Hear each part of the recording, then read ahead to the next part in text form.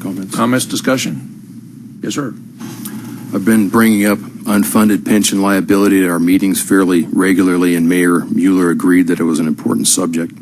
It wasn't brought up at the 2012 budget session, but I found it in the CAFR, and I've been researching it ever since. It's a big issue for municipalities. As I found in the CAFR, the 2010 unfunded pension liability is $12 million. Staff's estimate for this unfunded pension liability out to 2030 could be up to $43 million. And I understand the limitations and difficulty of accurately estimating this.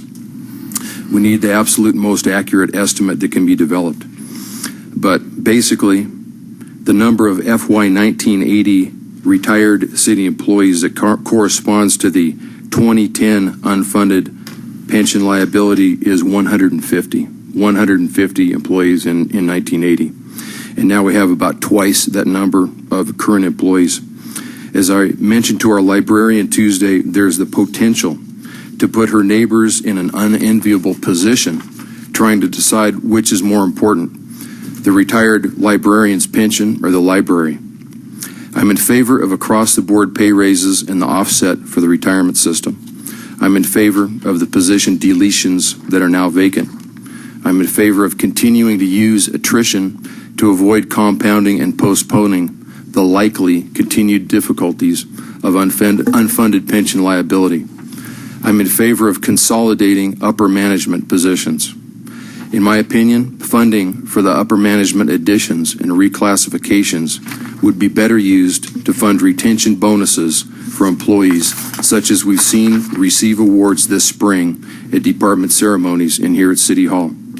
Therefore, I move to amend Resolution 2012-053 to strike paragraph 1 of Section 2 and any financial policy that conflicts with the intent of striking said section. Would you pass that to the mayor, please? So what your motion then is, if I understand it correctly, Tom, is that you're suggesting that we continue the pay raise as recommended, but not changing the personnel schedule that is proposed, and that would in effect keep the old schedule in effect from last year's budget. That's correct, and no additional positions. No additional positions. Okay. Does everybody understand? Before we do any discussion, we got to have a second, but I want to make sure everybody understands what the motion is. Okay. Mm-hmm. Now, the next thing to do is call for a second. Second. Okay. It's been moved and seconded. Discussion. I don't quite understand, Tom, why you don't want the unfilled positions that are not going to be filled, the ones that have changed. Do I understand correctly? You don't want those taken out of the... As I mentioned, what I'd like to see is the most accurate possible estimate of unfunded pension liabilities, and that is for the benefit of current employees before we continue to add positions. The reason is that, as I said, there's roughly twice as many people now as there were in 1980, and there's also a very big amount of missing information with regard to the potential raises that people are going to get. Then, and the last information that was used to determine this by the state, as I understand it, was from 2007. So you have a tremendous inaccuracy there where the state, or I shouldn't necessarily the state, the pension board was assuming people were going to get in the neighborhood of 7 to 8% raises a year, which might be completely responsible for that very high figure of $43 million. So maybe it's much lower. But on the other hand, we also have a much higher number of employees.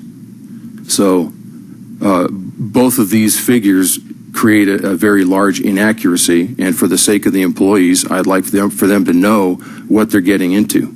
And for that matter, city staff, city council, before we start adding positions. Does that include deleting positions? Yes, I'm in favor of deleting the positions that are inactive, not being used, and so on. So basically, we're talking about I would be in favor of a hiring freeze and move employees around as necessary to fill positions that vacate and consolidate, continue to consolidate.